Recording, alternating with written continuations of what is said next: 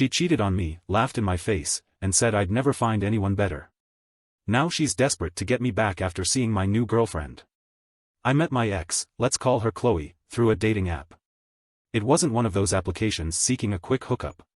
It was one of the more serious ones, with people reportedly hoping for a relationship. Anyway, at the time, I was 33 and she was 30. We matched, chatted, and there was an instant connection. It's difficult to explain, but we just understood each other. We shared the same sense of humor, interests, and could talk for hours without becoming bored. It was very refreshing. After a few weeks of online and phone conversations, I eventually invited her out on an actual date. I was a little nervous, to be honest, because she was so lovely. I mean breathtakingly stunning. I am not suggesting I am a troll or anything, I think I'm a decent-looking guy, but she was clearly in a different league. I remember thinking at the time that I probably wouldn't be looking for anything serious with her because, you know, girls like that usually have a lot of options. I did not want to have my heart broken. Being with someone who is overly attractive is a strange problem, I know, but it can provide its own set of challenges.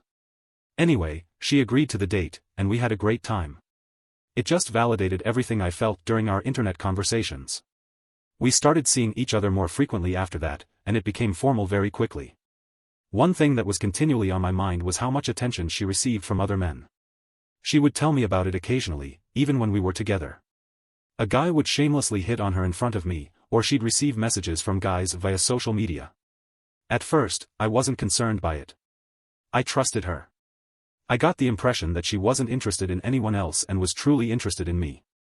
Stupid, I know, but that's how I felt at the moment.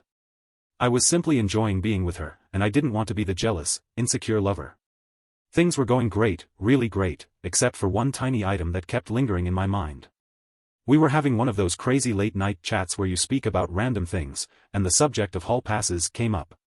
If you're not familiar with the term, it refers to a hypothetical situation in which you and your partner each got to choose one celebrity with whom you would be allowed to sleep, no questions asked. It's meant to be a jest, a bit of fun, but it can occasionally expose some underlying sentiments. Anyway, she brought it up, which struck me as weird. Usually, I'm the one who initiates such silly chats. She said her hall pass was Justin Timberlake. Which is fair enough. He's a nice-looking guy. But then she said something that really resonated with me. She added, I don't think there are many celebrities who would say no to me, with a slight smirk, as if she was entirely serious. Now I knew she was beautiful, I had always known that, but hearing her say it in that way simply rubbed me wrong. She seemed to be accepting that she could have pretty much any guy she wanted, which made me uneasy. It seemed out of character for her too. Despite her outward appearance, she had always been quite approachable. It just felt arrogant. It made me feel uneasy. I said nothing at the moment. I just laughed it off and we went on to the next issue, but the comment persisted in the back of my mind. I kept thinking about it throughout the next few days, the feeling vanished and things returned to normal, but I never forgot about it. The shift in her behavior. Things were going really well for a while after the hall pass chat, but then I noticed a shift in her behavior. It was faint at first, but as time passed, it grew increasingly clear. She began arriving home later than usual. Normally she'd arrive home from work about 6 p.m., but she began arriving at 7 p.m., maybe 7:30 or even later. And what were the arguments she gave? They were basically lame excuses. She'd say things like, oh, I just lost track of time, or I ran into a friend and we chatted for a bit. It was strange because she used to be so thorough about her day. If she was late due to work, she'd tell me everything, what project she was working on, who she spoke with. And so on. Now. It was simply these vague, meaningless reasons. On top of that, she became quite irritable. If I inquired why she was late, she would snap at me. She'd become defensive, claiming I was being overly controlling or that I didn't trust her. I didn't want to fight, so I usually backed away. I am not a confrontational person, especially when someone is already in a foul attitude. However, the late nights persisted, as did the nebulous reasons. My suspicion began to deepen. It was like a small voice in the back of my head saying, something's not right here. I tried to ignore it, but it became increasingly difficult. Confrontations and denials. Finally, I asked her if there was anything wrong. I said, is everything okay? You seem different lately. She denied it, of course. She responded. No, everything's fine. I'm just stressed with work. The usual. I wanted to believe her. I actually did.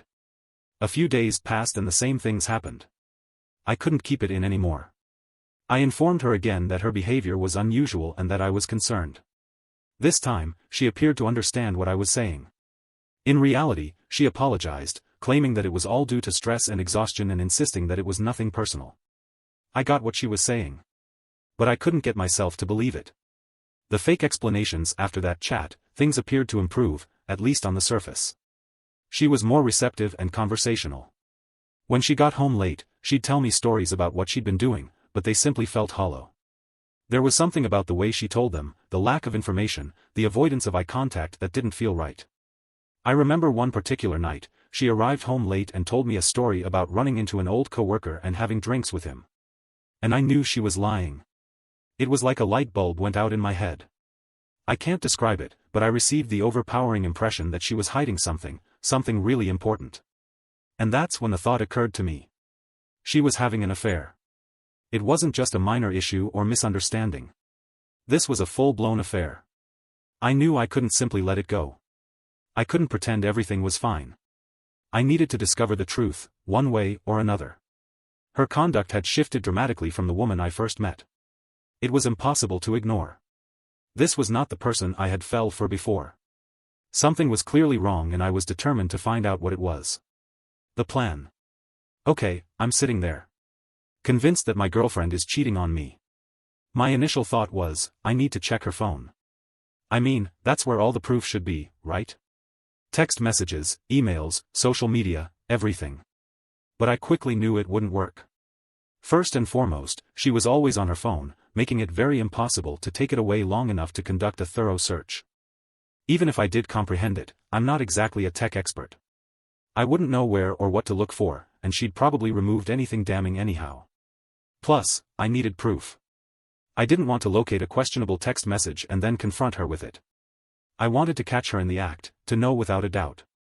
So I decided to take a different way. Hire a private investigator. Yeah, I understand. It seems like something out of a film, but I was desperate. I needed the truth. And I wanted someone who knew what they were doing to guide me to it. I wanted to know who this guy was and where they were meeting.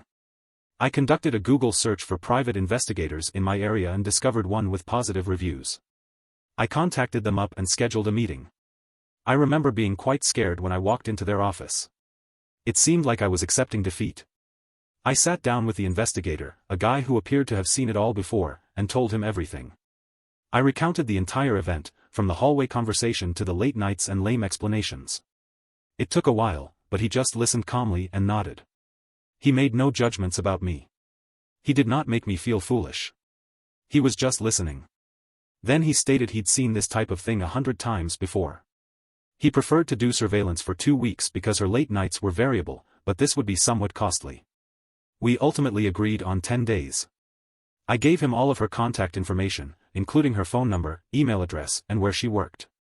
Before I departed, he told me not to contact him until the 10 days were up, unless it was an emergency.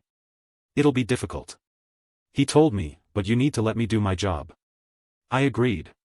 I knew it would be torment, but I had to believe him. The longest 10 days of my life. These 10 days were among the longest of my life.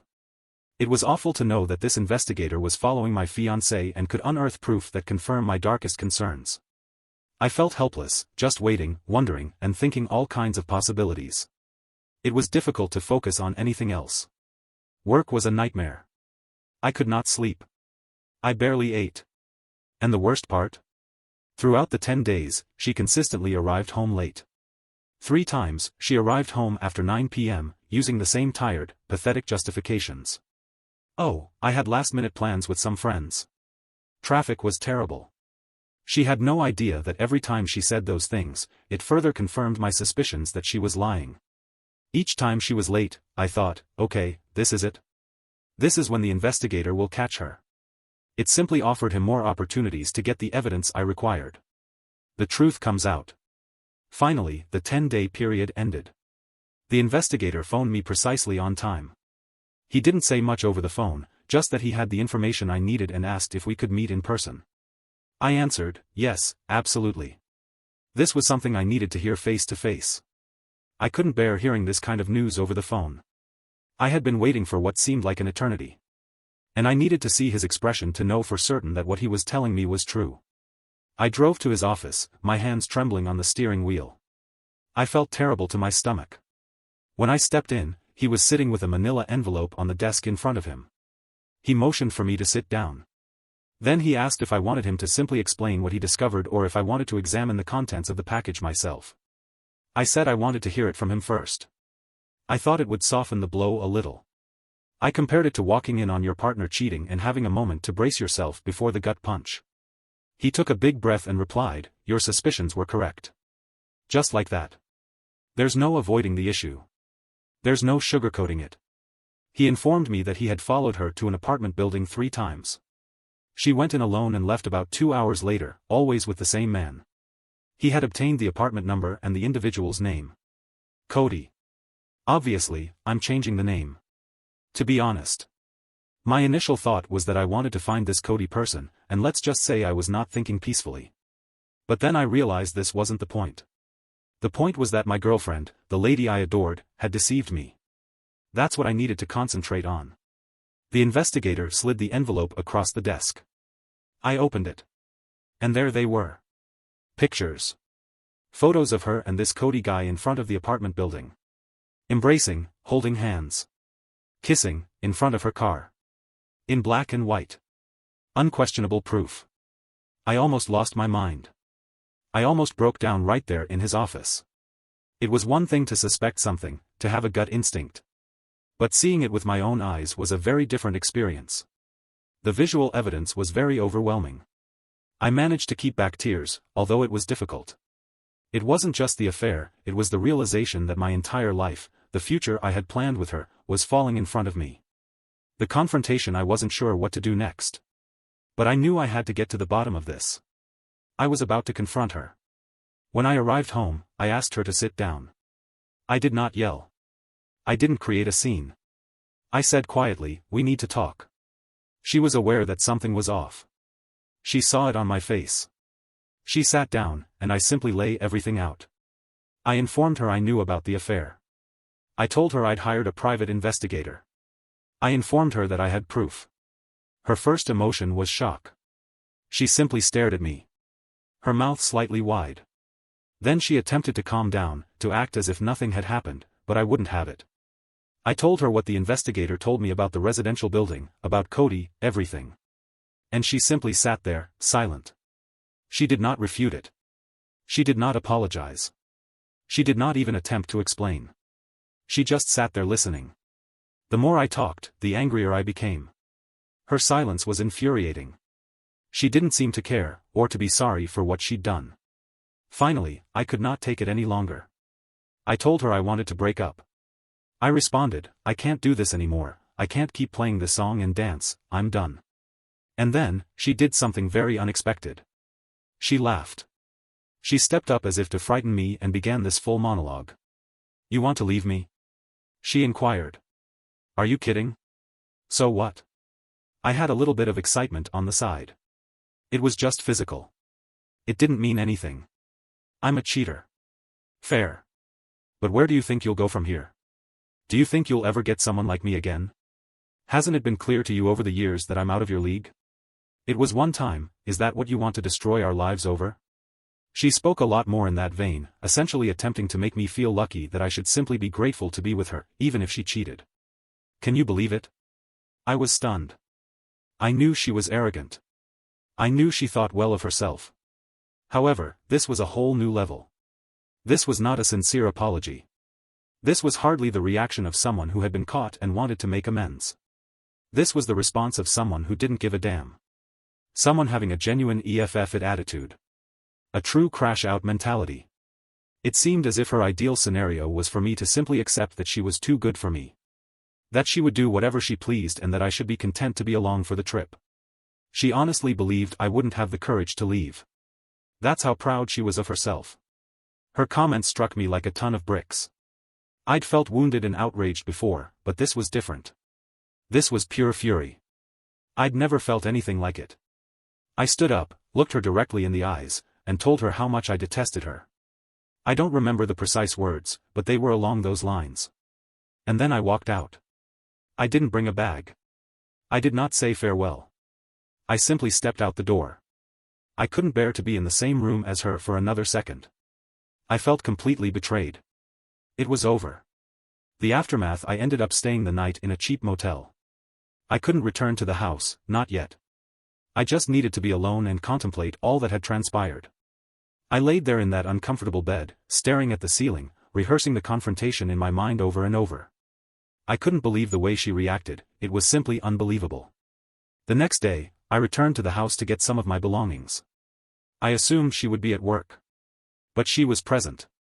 She appeared to have been crying, but she was attempting to play tough, as if nothing was wrong. And then, get this. She had the nerve to reply. "I knew you'd be back." With a smug little grin on her face. As if I had just thrown a small tantrum and crawled back to her. I didn't say anything. I just went inside and grabbed some clothes, toiletries, and other necessities. I knew I couldn't acquire everything at once, but all I wanted was to get out of there as soon as possible. I replied. "I'll be back for the rest of my stuff later."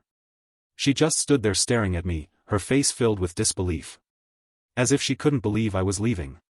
She said nothing till I was walking out the door. Then she merely whispered something under her breath, which I didn't catch. And frankly, I didn't mind. I've been trying to understand why she acted the way she did. I'm still having trouble wrapping my head around it. Perhaps she was looking for validation or excitement outside of our relationship.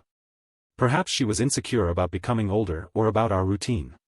Perhaps she regarded me as a safe, dependable, cuddly husband, but also as someone who she considered beneath her. And perhaps because she had always felt that way, she did not consider the infidelity to be a huge problem. She'd already rationalized it in her mind. Of course, all of this is just me guessing, attempting to make sense of something that does not make sense. The aftermath. After I departed, she began contacting me. The first few messages were mocking and caustic, as if she thought the whole thing was a joke and that I would just run back to her. She definitely believed I was lying.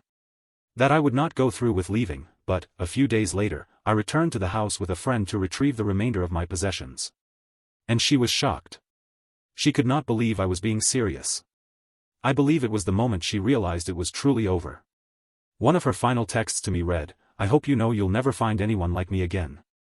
Seriously? I blocked her after that. I couldn't take it anymore, it was simply too much. Moving on. Okay, let's skip ahead a bit. The whole breakup with Chloe was a shambles, and it took me a bit to get my bearings. But life continues, right? A few months later, I had my 15-year high school reunion. I wasn't sure whether I wanted to go, but a number of my friends persuaded me. It ended up being a great time. It was nice to see all the old faces and meet up with people I hadn't seen in years. Just a really upbeat, enjoyable vibe. And then, there was Veronica. Enter Veronica. Veronica attended my high school class. She was a tall, stunningly beautiful girl. We were cordial and took some classes together, but we were not particularly close. She was one of those girls who was just naturally cool, you know? After high school, she became a model, and a rather successful one at that. I had seen her in some magazines and internet advertisements. If you're into fashion, you may recognize her name. I hadn't spoken to her in at least 7 years, possibly more. So I'm at the reunion, having a nice time, when I realize that Veronica isn't present. However, her best friend from high school was. They were still really close, which I thought was fantastic. It demonstrated that Veronica had not changed much despite her success. I went over to see her friend just to say hello and catch up. We were talking, and she kept a wide smile on her face the entire time. When I named Veronica, her smile grew even wider. She made a face and continued, "I know she's going to kill me for telling you this, but, you know she's always had a crush on you?" I just chuckled. I mean, come on. Veronica, a successful model, have a crush on me? It appeared utterly ludicrous. Even in high school, we didn't run in the same circles. We were friendly, but not more. There was no way. Also, becoming a model now? There's no chance. It was flattering, of course, to think that someone like her would find me beautiful. But I assumed that was just a high school event that she'd long forgotten about. I told her buddy that I didn't think Veronica remembered me, but she insisted. She explained that Veronica had requested her to check me out at the reunion to see if I still looked as nice as I did in high school. And then she continued. "She's still into you." So if you're single and you're not scared of girls with baggage, you might as well give it a shot. I spent the remainder of the night reflecting on the talk. It was also unexpected. I won't lie.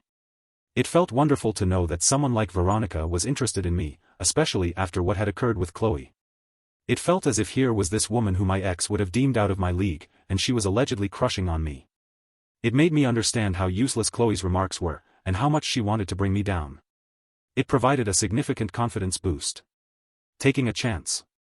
Following the reconnection, I decided to take a chance. I figured, what could I lose? As the kids say. I found her on Instagram and messaged her. I also informed Veronica's friend that I was going to message her in case she did not check her direct messages from people she did not follow. I did not want my message to be lost in the mix. And then I waited. And waited. I waited 5 days and heard nothing. I'd completely forgotten about it, to be honest. I believed she was probably busy, or that her buddy had exaggerated things. I wasn't too concerned about it. But, ultimately, she replied, and her message was quite enthusiastic. She wrote, "Oh my gosh, Keith, it's been so long. Now I've heard that the more letters a woman repeats in her texts to you, the more she likes you. I'm not sure if it is accurate, but it felt like a good sign." We began messaging back and forth, catching up on pretty much everything. We spoke about high school, about what we have been up to since then, about our jobs, our families, everything. After a few days, Veronica recommended we switch to FaceTime. She claimed she was tired of typing so much. I was delighted, of course, and we began making video chats virtually every day. A deeper connection. During those video talks, I began to understand more about her life as a model. She told me everything about the industry, the travel, the photo shoots, the ups and downs. She was in Brussels at the time, working on a campaign, and even gave me some photos from the set. That was fascinating. And it was awesome to watch her in her environment. It also allowed us to connect on a deeper level while being thousands of miles apart. After a few weeks of almost daily communication, it began to seem like we were dating. We hadn't formally called it that, but it seemed like more than simply friendship. So, I decided to be a little corny and simply ask her, "What are we?" She chuckled and said we were really wonderful friends, but she wanted to be more. I saw this as a cue to ask her if she wanted to be my girlfriend. She quickly agreed. With no hesitation, it was a wonderful feeling. The long-distance challenge.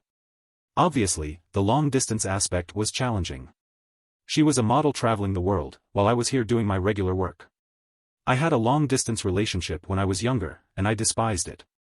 It was difficult to maintain that connection, to feel like you were truly a part of each other's lives. But this was different. This was Veronica, and she was already so important to me that I was willing to go to any length to make it work. So I booked a flight to Brussels to see her. She was going to be there for a few weeks working on a project, so I decided it was the perfect time to see her and get a taste of her culture. The trip that changed everything, the trip was just stunning. Brussels was beautiful, of course, but being there with Veronica was incredible. It seemed like a dream come true.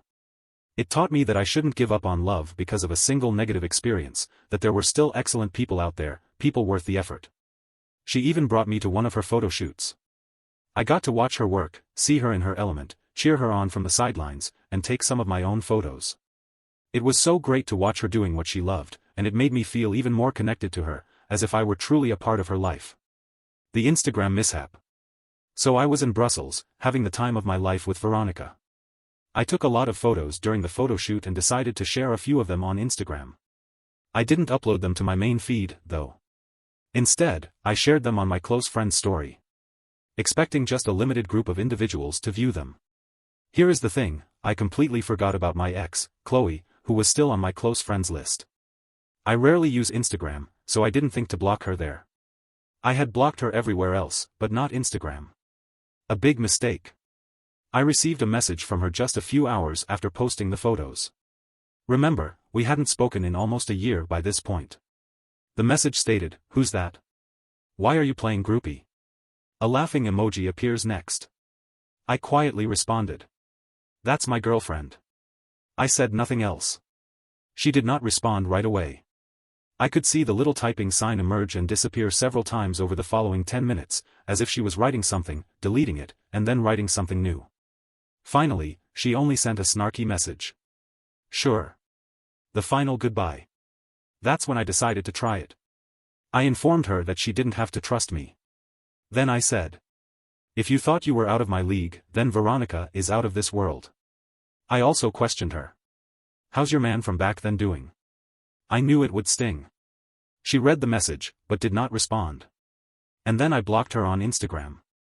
I realize it was probably petty of me to say those things. But really? I believed she earned it.